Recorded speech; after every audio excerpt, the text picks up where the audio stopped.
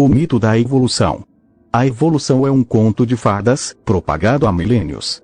Antes mesmo de Lamarck e Darwin, a evolução era ensinada como filosofia na Grécia Antiga.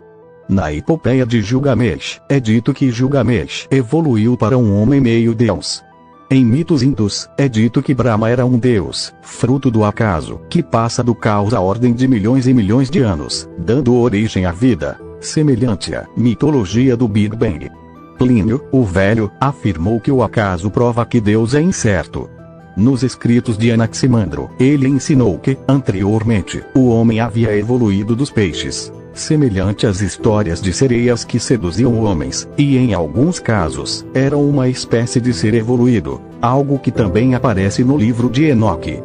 Demócrito disse que o homem, anteriormente, tinha sua voz, semelhante a macacos, como uma espécie de grunhido. Outro mito evolutivo é a história do boto cor-de-rosa. É dito que um boto evoluía para um homem à noite, para ter relações com mulheres casadas. Nos primeiros anos do darwinismo, o darwinismo foi muito influente para a propagação do racismo científico na Europa. A lenda de Quimera, por exemplo, era uma mistura de vários animais que se transformavam em uma mulher.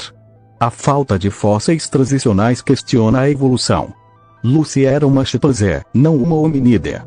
Os evolucionistas diziam que o selacanto era um ancestral de animais transicionais, do mar à terra, extinto há 360 milhões de anos.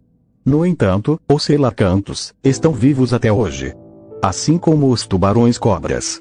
Já foi comprovado há algum tempo que os neandertais eram totalmente humanos, não homens-macacos. Anubis, Ra, Osíris, Horus e outros deuses egípcios também eram ditos surgirem do nada. Fósseis de dinossauros com tecido mole refuta a mitologia dos bilhões de anos. Nas sagradas escrituras do ateísmo materialista, o próprio Darwin admitiu a raridade de fósseis transicionais.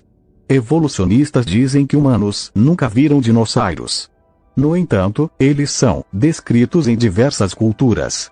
A crença na teoria da evolução requer fé porque aspectos como a origem da vida e a produção de novas informações por meio de mutação não foram demonstrados em nenhuma circunstância concebível. A evolução não é testável e observável, pois é um conto de fadas materialista.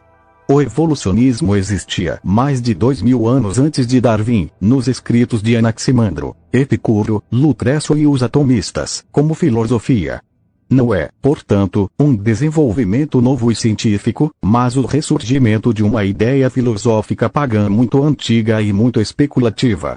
Os princípios primários do evolucionismo são metafísicos, em vez de científicos. Para que uma ideia seja científica, ela deve ser testável. O evolucionismo hoje presume a ausência de qualquer ato criativo divino na origem da vida, mas tal ausência não pode ser demonstrada ou testada. Na medida em que são testáveis, as previsões do evolucionismo são falhas.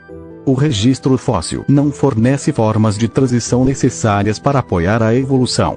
O registro geológico e fóssil apoia o catastrofismo diluviano muito melhor do que o uniformitarismo. A origem da própria vida em si não foi melhor explicada por nenhum outro meio que não seja o ato inteligente e criativo de Deus.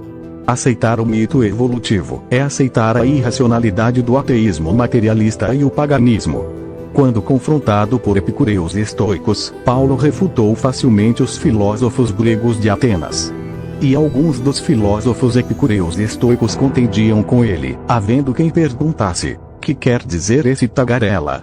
E outros: parece pregador de estranhos deuses, pois pregava a Jesus e a ressurreição.